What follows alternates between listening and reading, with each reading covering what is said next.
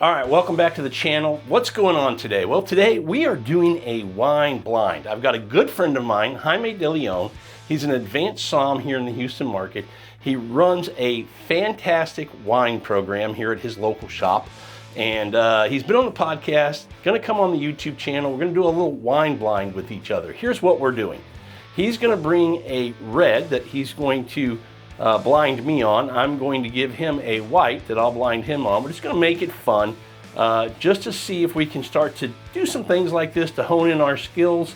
I'd like to get better at tasting and blinding wine, and this is a good exercise to do it. And Jaime's, an advanced somm, so he can help me through this process. Here's what we're doing. We're going to, if you're going to have a little competition, if you will, you might as well give it a score, right? So here's what we're going to do. We're going to give 10 points if you can get the grape right. We're going to give 5 points if you can get the country right. 5 more points for the appellation. We're going to give 3 points if you can get the vintage right, and 2 points if you can get the price right. For the vintage and price, you need to be within $2 of the price of the wine, and you need to be within 2 years of the vintage of the wine. So should be a lot of fun. Let's jump into it. Here's me and Jaime doing a little bottle blind. Today we're going to do a bottle blind. A good friend of mine, an advanced sommelier, Jaime Deleon, runs a great wine program here in Houston. He's going to come on. We're going to do a little blind tasting together. What I'm pouring for him is a white. He's going to pour for me a red. We're going to have a little fun. So what am I pouring for Jaime today? Well, I know Jaime, one of his favorite grapes that he's been enjoying is Falangina. So we're going to pour him this. This is a new producer for me. I've never had this. I love Falangina. This is in southern Italy. You get some beautiful wines from this grape.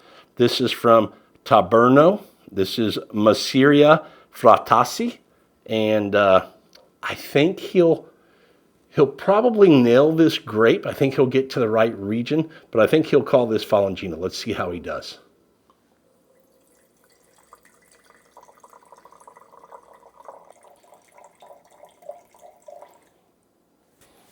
All right, let's get Jaime in here and get him to sniffing and tasting. Oh yeah. I think he's going to have fun with this one. All right, Jaime on the YouTube channel. If you've listened to the podcast, you've heard him there, but first time on the YouTube, no, not your first time. Second time. Yeah. We did a little video for the rodeo judging. Yeah, no, I'm excited to be here. I think we're going to have fun today. We're going to have a lot of fun. This is a bottle blind. Just something fun, something for you and I to kind of do a little entertainment for the viewers, but also for us to kind of learn a little bit, kind of hone our skills in trying to taste wine blind. Well, I know there's a lot of talk out there, and I'm sure when they talk about blind, is it a blindfold, or are the bags wrapped in foil, or a paper bag, or whatever it is? Well, it's kind of all those things. Sure. But most importantly, a blind is like what you see here. You just don't know what you'd have no way of knowing, right? So this is the way when we talk about blind wines or blinding a wine, it's about a wine that's in a glass that's in front of us, with no clues, indication, or anything on what the wine may be. Yep. And the point of this is just to kind of hone our skill, but I think it also, most importantly, do you like the wine? That's always the most important. Drink a wine, try a wine, do you like it? Without the label influence, Yeah, well, and I think that's the thing, Rob. You hit it, you said it right. Do you like it? Regardless of cost or anything, do you like it, and would you buy it again? And do you want to share it? Yep. You're up first. I'm doing a white for you. You're going to throw a red at me. Oh, it's going to be exciting because I know you're going to love the wine that I brought. No doubt. The question will be, will I have any clue what it is? But I'm going to like it, I'm sure. Yeah. Well, give yourself some credit, Rob. We've been talking for a while, and you know your way around the wine shop. So give yourself some credit. Talking, one thing. Tasting, that's a whole new world. Even master somms and stuff, they can struggle with some wine. Oh, they struggle quite a bit, Yeah. and it doesn't, regardless of what the title or what I've done, this is a whole new area, and I get wines wrong all the time. Yeah, I do too. And then probably today too. But they'll taste good. Oh, they're going to taste good. That's the thing, is the wines are going to be great. All right, you're going to have a different approach than I am. I'm not a master or a sommelier. I'm not in the Court of Master Sommeliers. You're an advanced som. Yeah. You're going to use the grid to kind of go Yeah, through. there's one of the things that in this journey that you learned and you develop, and we call it a grid, and it's basically a kind of a checklist, a tasting deductive format. Yeah. That we tend to memorize and get that ingrained into our head. So when we do approach a wine, it's using this tasting format. And I think what you said is very important. It's deductive, because the world of wine is so big. So Right. you kind of want to go through what isn't it to get you to kind of what it can be. Yeah. You're trying to narrow it down, right? Like what grapes, right? And I think sometimes what ends up happening, and I do this all the time, is I pick up an aroma and I tend to go there right away, which is the wrong thing. Yeah. What I should do is, here's the aroma, here's the structure, here's some other element, and then how does it all fit? And then put it all together. Yeah. And I think sometimes Human nature, that's yeah, tough. we do that and I do that all the time. You'd be surprised that there'll be a grape or a wine that's straight laced, straightforward, and I just go off the grid and go somewhere else. And if I would just do it deductively, pay attention to what the wine is saying or telling me, but most of the time I don't. I just go off the beaten path and say, this is something else and totally wrong. Well, take us on a trip. All right. I want to see where Jaime goes with this one. Well, one of the first things that I do is I take a look at the side of the wine. Okay. And here I'm looking for color, because the color tells a lot about a wine. If it has some hints of green or yellow or straw, it kind of tells me a little bit climate and where it's grown and Be a little cooler. Yeah, cooler climate. The other thing I look at too is there any sediment? That could also tell you if a wine is young or a little bit older. So I take a look at all those things, and then also on the legs of the wine, The viscosity. if it's thick, if it's thin, that also tells you if it has some sugar, higher alcohol, and stuff like that. So tell people when they're looking at that, the legs, going slow versus going fast. What does it mean? To me, is if a wine is going slow, it'll tell me that a wine could be a fuller body, fuller style, could have some sugar or alcohol in it. If it's thin and it runs down really quick, it could just be a cooler climate. I would say a light body wine right off the back. Okay, cool. I think that's good to know when people look at that, because they always go, look at the legs, but then they need to know what they're looking for. When they look at it. And I kind of swirled the wine first off, and I usually tend, before swirling, get a nose of it, and then swirl it, and then see how it reacts, getting some air into the wine as well. So do you like it on the nose? So I haven't yet, as I'm still examining kind of what I'm seeing on the site. This guy's patient. No, I'd have been well, you got you've to seen me. I'm already in there, man. Well, to me, it's and there's a slight it is straw yellow, but then there's a secondary color of some green. It has like a green tint on the wine as well. Okay, then I would go on the nose. So the first thing that I get is I look for, is there flaws? Is the wine oxidized? Because some wines are purposely done that way. So I look at that. I really don't get any of that. I don't think there's anything wrong with the wine right now. And then, is it youthful or is it developing? And then the type of fruit. Is it tart, underripe? Is it ripe? Is it stewed? Is it cooked? And all those things. So, and here I get some underripe and some, or let's just say some tart citrus, but then also get some ripe, like stone fruit, peach, and lemon from citrus. Okay. My burning question is, do you like it on the nose? Oh, I love it. Okay. It's amazing, yeah. But you could see that all of a sudden, the first thing I'm attacking is that grid, and I'm trying to go check all these boxes. Yeah. You got a method to the madness. Yeah, I have a method, and then I approach each wine in that way. I can't stop nosing it, man. It has a really elegant aroma, like a floral bouquet, right? some citrus, apple blossoms for sure, both. Okay. As you can see, I haven't tasted it yet. I'm just kind of coming across. Oh, it has this, like a juicy melon, ripe melon that's, when you bite it, just gushes, you know? Yeah. And sometimes I like to approach it with nosing the wine and spending time on that.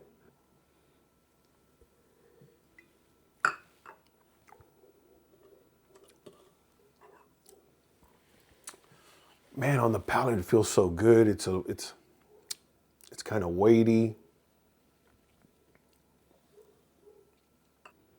But on the definitely confirming those things that I talked about, that stone fruit, ripe, just like on the nose, you know, when you taste it in that mid palate, it's just bursting. Something I like when a wine on the nose translates to the palate. You know what you get on the nose, and then you take a sip and you go, oh yeah, that what I got on the nose, right. it correlates to what I'm getting on the palate. I like that.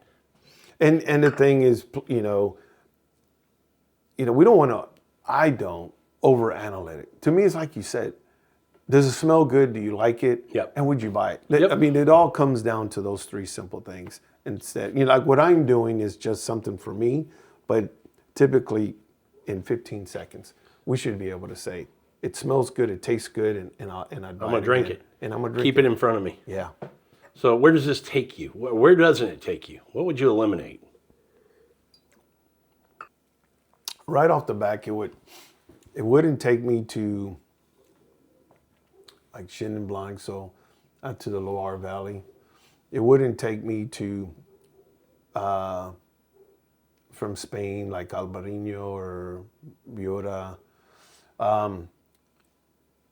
It wouldn't take me to like Torrontés or Gewürztraminer, a highly aromatic grape. So I knocked those out. And like I said, it could be totally wrong. I'm just based on This is your journey. Yeah. Your journey through the glass. Does it lead you one way as far as old world or new world? Ooh, I like that. I would say man, it is really good. I would probably take it to the old world. Okay. Because there's that minerality on it. I'm just drinking it. I'm just drinking and enjoying. This is It's good. It's really, really good.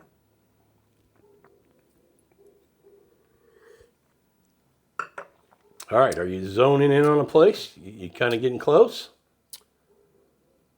Yes. Okay. You have a country? Yes. Acidity is of a medium plus. It does have a little touch of bitterness, like a little phenol.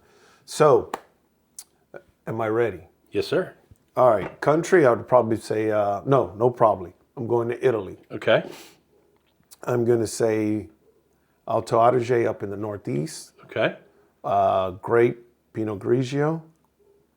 I would probably say the vintage is 2023. Okay. I would say $25. Okay. You want to see what you got? Yeah, of course. I'm impressed. You did good. Oh, I did? Yeah. Okay. We are in Italy. Okay. You're a year off on the vintage. Okay. You're spot on the price, $25. Okay. We're going to go a little further south, though. Oh, nice. What do we get? Oh, Falanghina. I like that. I like that. I know you like this grape a lot. Oh, so do I'm I. a big fan. And Taburno. You know them? I don't know this producer. I don't either. But I've been there. I've been to Sanio. This is amazing. Yeah.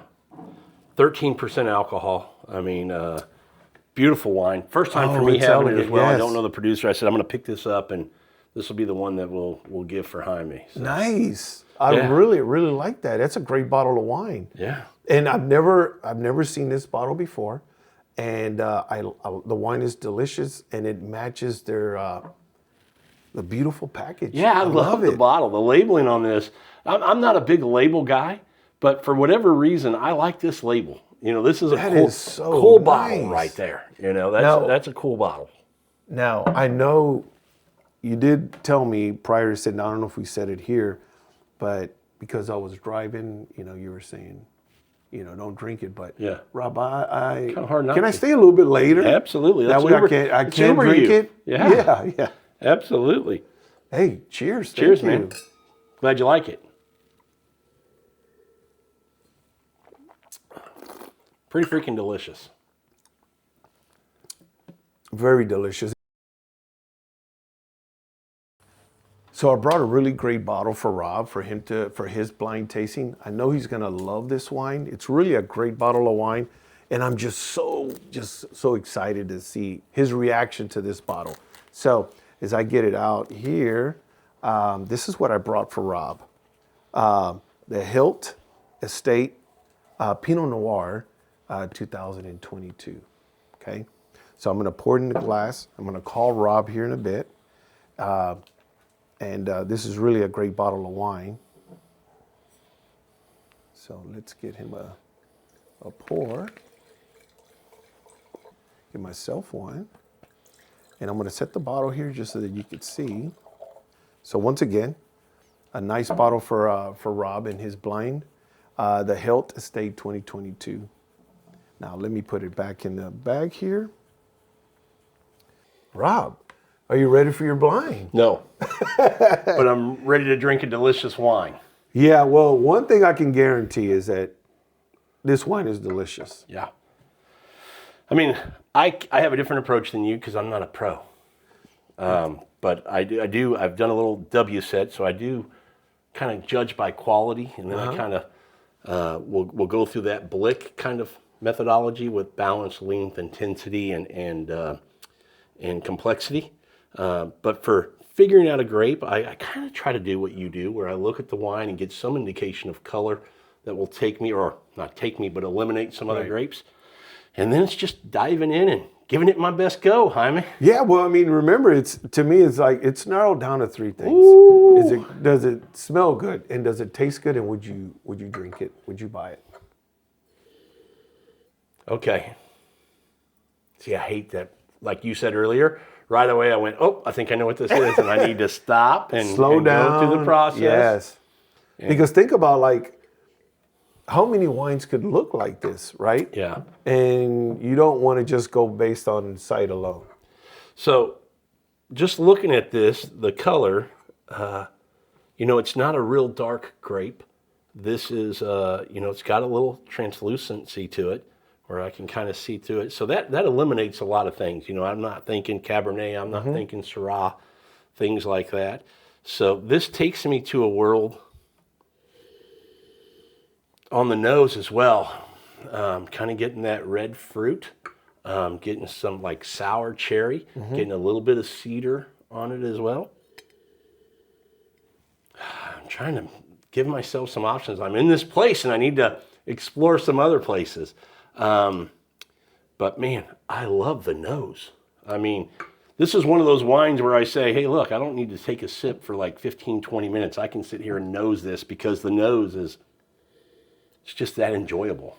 And it just keeps coming. It keeps coming. Yeah, the aromas just keep when coming. I say intensity for a wine, it's that the nose intensity. What are the different aromas that I'm getting? Right. Do I have to struggle with my nose to get in there and try to get some aromas? No.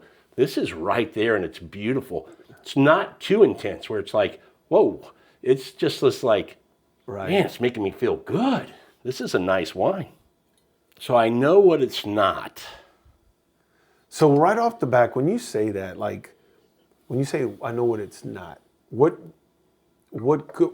grape was that? Like, what grape did you just toss out? Cabernet Sauvignon. Okay, because Cab would probably be a little bit more intense. Oh yeah. More higher extract. It's not like a Syrah. Okay. It's not Merlot. It's not, what else would it not be? That bigger black.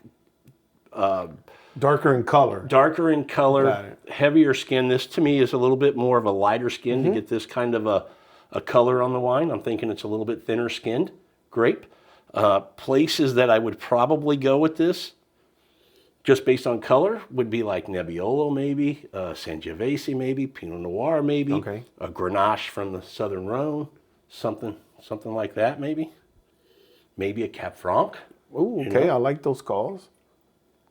I really, yeah. And listening to you like exclude grapes, right? Like just taking them out of that list. Yeah. And for as you look into this, right? Because I see, you can see your hand through the bottom, and you think about the world of wine that you've experienced with, and you automatically knew to put those grapes to the side. Yeah, right? absolutely. I like that. I like that you did that. Because they're not there anymore. You like, okay, let me zero in a bit. Yeah. This is as far as taking me to old world or new world, I'm struggling with that. I think I've had some new world wines that can be in this kind of a style. Mm-hmm. But I also think it could be old world. I'm getting more fruit kind of leading with just on that backside a little bit of kind of rustic to it, where I go, okay, wait, hold on, this could still be an old world wine. Well, think about like a old world, meaning something from Europe, in a hot or warm climate, or a warm vintage, where you get a little bit more of that riper attack. Absolutely. All right, I think I'm going to have to go. So where are you going? New world, old world, off the back? Off the nose, I may change my mind after I put it on the palate, but off the nose, this takes me to old world. Okay. Yeah. So on the palate, I'm kind of eliminating Sangiovese. I don't think this is a Sangiovese. I don't think this is a Nebbiolo. Kind of took me to another place in Italy that it possibly could be. Well, let me see. How does it feel on the palate? Feels really nice on the palate. I'd say it's a medium type of body. It's not a real full-bodied wine, but it has a nice feel on the palate. I think it's got good length. I get it on the front of the palate. The mid palate's solid, and you got some length to it on the end as well. And as far as so far from what you've nosed and tasted, is it a wine that you like? Oh, love it. Yeah, absolutely delicious. My mind's just going boom, boom, boom, boom, boom, all over the place, Jaime. You're good at this. I'm learning. But I like doing this because it kind of helps me hone in. Now I'm going somewhere else. Okay. What made you change? Kind of the taste of this wine took me to a place that I hadn't mentioned yet. Okay. For whatever reason, it just triggered something, the way that hit on the palate. And I think this is going to be my final answer. Okay. I'm going to go to France. Okay. I'm going to go to Beaujolais. Ooh, I like that call. Gamay. I could see that. I'm going to call this Gamay. I'm going to say this is really good. Fleury. Fleury, okay. I'm going to say 2022 and $22. Okay. Okay. How bad did I do, Jaime? No, it's not. It's not bad. This is just an example of how New World driven producers. Is this a New World Pinot Noir? This is a New World Pinot Noir. I thought it might be, and I went, no, I'm that's not okay. Call that. No, but it's Santa Barbara. You're very close. I want to say Santa Rita. Santa Would Rita? you like to see the wine, or you want to talk a little bit more on the wine? No. Okay. Go ahead. So this is the Hilt Estate from Santa Rita. You're close. Yeah, I figured that style. But it just goes to show you that high quality Pinots are just not these over extracted, red candy wines that people think, well, it's Burgundy or something else. Perfect example. The first thing you thought was, could this be Burgundy? Yeah. And it took you to that area, and it just goes to show you how great. And I struggled with, you heard me say, this could be a New World or an Old World, but, it's got this hand. I think this is in a style, I think off camera you and I were talking about, I said I need to explore California more because they're doing a lot of really good things. This is an example of that. This is a delicious wine. And it's really good. It's a great producer. And what vintage? 22. All right, I nailed the vintage. Yeah. Price? It's going to be about $45, $50. Oh shit! Yeah. I was off on that. But I mean, it's a great example of, hey, drink California. I mean, they're there for a reason. They're making great wines. Well, it's Pinot Noir. And You wouldn't Pinot Noir. expect this to be, cheap, especially when it's made in this style. Yeah. This is somebody who knows what they're doing. These are quality grapes. Yep. This is a winemaker handling that fruit the right way, or letting the fruit shine through. Yeah. And they're delicious. definitely producers that are saying we're letting no intervention, we're letting the terroir, the vineyards do their thing.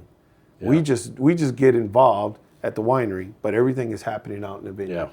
I will say I'm happy that I was kind of in the world of the right grape, Gamay and Pinot Noir, not too far off on some styles. So. Well, when I was listening to you, like, start excluding grapes, and I was learning that, your deductive method was like working in the same way I was, and you're just like, okay, I know what it isn't.